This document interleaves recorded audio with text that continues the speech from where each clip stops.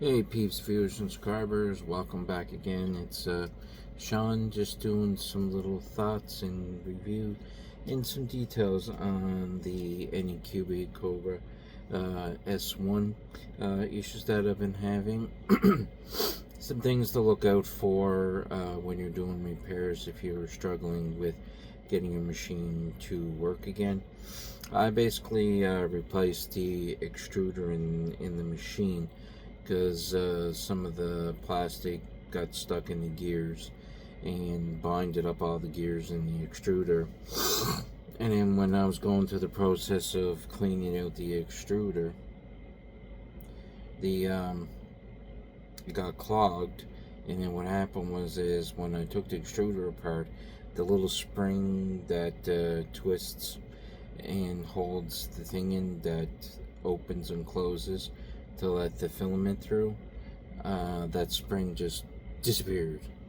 It's so random. Like, I took it apart 2 or 3 times and never lost it, and then that one time that I did do it, I did lose it. So really pay attention what you're doing with it, because it's really easy to lose that little spring. So just a little tip.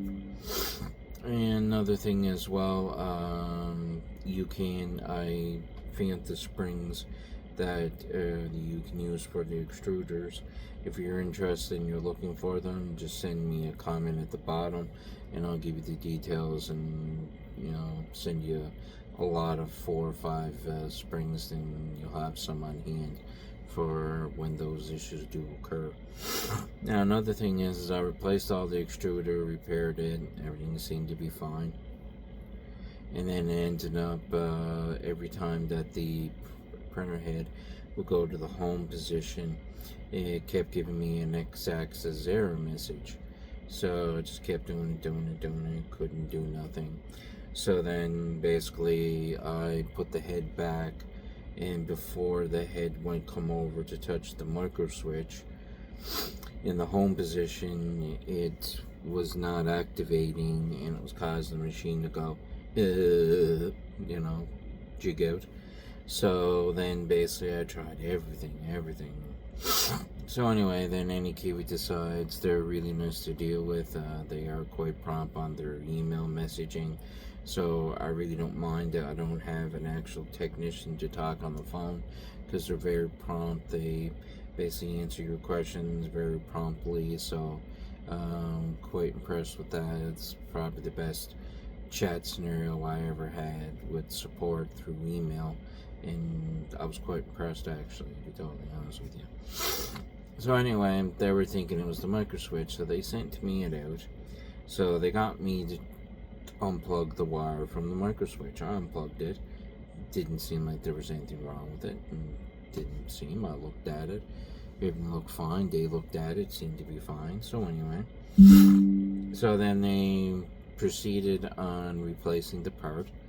They sent me the new part, put it in, same problem again. I'm like, what in the name of God is going on here? It should be working fine. So anyway, when I do some further investigating, there's a wire that crosses over another wire. Okay, so it must be the order of way the wires are on the switch. So anyway, the wire was in the right spot, but the problem is the pin that's on that wire that crosses over seems to have a defect in it, and it doesn't seem to hold down, which then that was causing the whole problem. So now I have an extra micro switch, which is good, I guess, because I don't have an extra part if something does happen. So all it basically came down to was one of the pins weren't staying into the end where it plugs into the board. So I just got a pair of pliers and pushed it in by itself to make up for that pin not going all the way down.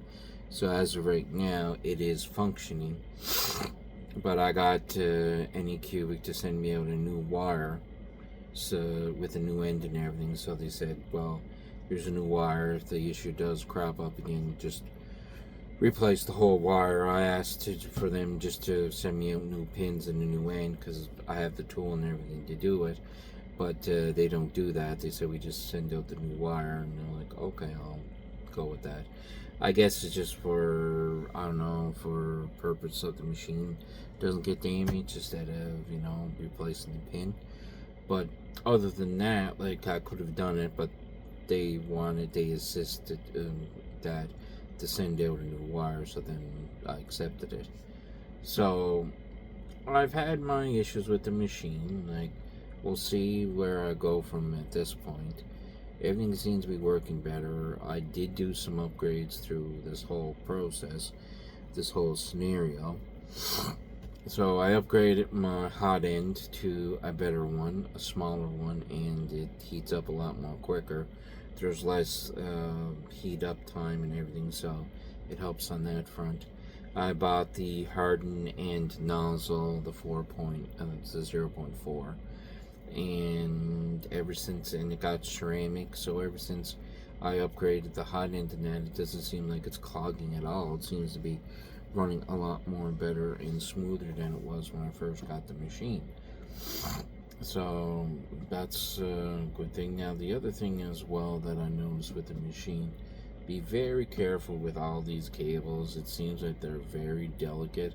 I've taken cables like that off before, off of other electronics, and I never seem to run into that problem. But it seems like with this one, you got to be very careful with every wire that you do, especially when you put the cover back on the printer head. Make sure the wires are out of the way, because if the wires are not out of the way and you go to try to push the face on, you will ruin a wire. A wire will catch on it and then it'll smur it. Then it may come right off and cut off, and then you got a problem.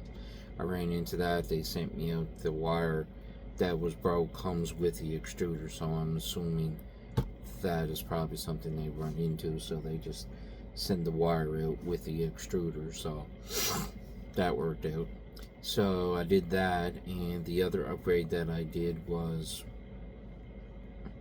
I added some rollers inside the Ace Pro so that there's less problems with the filament tangling up.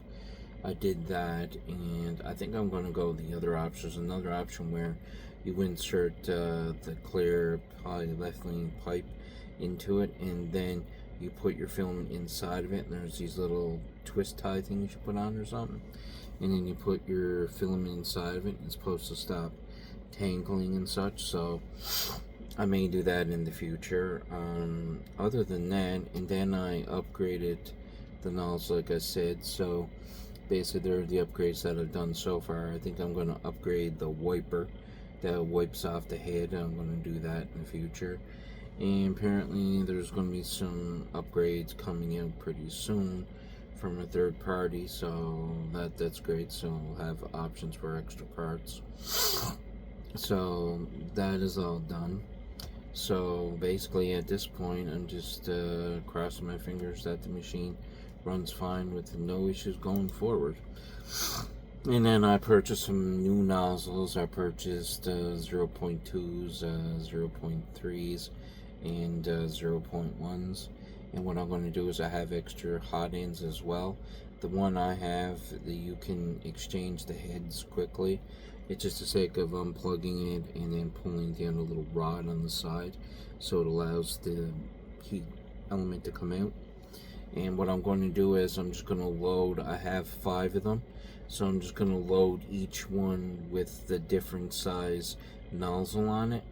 So then I don't have to be changing nozzles out and screwing nozzles out, because there's a chance you could snap the nozzles off when you're taking them off out of the hot end. So I think I'm just going to set them up with each individual size, so then it's a quick change, and then you don't have to be taking wrenches and everything out to take the nozzle off, and it'll save some time. So that's what I'm going to do on that front. But other than that, everything seems to be good. It doesn't, ever since I got that better nozzle, the better heat and everything, it seems like nothing's coming off the bed anymore. So everything seems to be sticking properly and fine. What I do is I usually let my bed sheet that's in there to cool off, and then what I'll do is I'll rub it off with not methyl hydrate, 99.9% alcohol, and then you just wipe it all off, and it gets all that goo and grease and everything off, so there's less chance that it's going to pop off the printer bed. Now the other thing as well, what I'm going to do is I have these, let me see here, they are like a glue stick right here. And what it is you basically, if you have some parts that are snapping off, there's two ways of going about this. One, you could add supporting material. Sometimes adding supporting material doesn't help neither, it still pops off. It just all depends on how much surface is sticking to the bed. And that's another thing, I don't know, just because of the nozzle, could have been that too. Or you can use this glue that you just rub on the spot where you're going to print, and apparently this keeps it from popping off. So which is another option you can go. I haven't tried it yet, but I just got it to have it in case I do run into problems. And then the other thing as well, I started creating my little right here, basically putting extra parts in my screwdriver Allen keys and sorting my heads and stuff for the hot ends and everything, so that they're all sorted in there, so I have quick access. And I'm going to buy another one of these, and I'm going to sort them by the nozzle sizes and all that jazz, and put the hot ends and everything with the nozzles and screw them in and such, so they're just all easy access. So I don't know, lately I've been just making little toolkits for each item. Like I have a toolkit for my vinyl printer as well, so that anytime I need to do a repair, I just take it out and all the wrenches and tools are there. Now the only problem is I do have multiple tools because I'm making a kit for each one, but other than that, you know, you're going to have duplicates of some tools, obviously. And that is about it. That all I can think of at the moment. If I run into any other problems or anything else I see, we'll create another video in the future. I do thank you for your time. Hit like, subscribe, and comment, and hit that little bell so that you get notifications when new videos come out, so you can watch the new content right away. And I do thank you for your time and the support.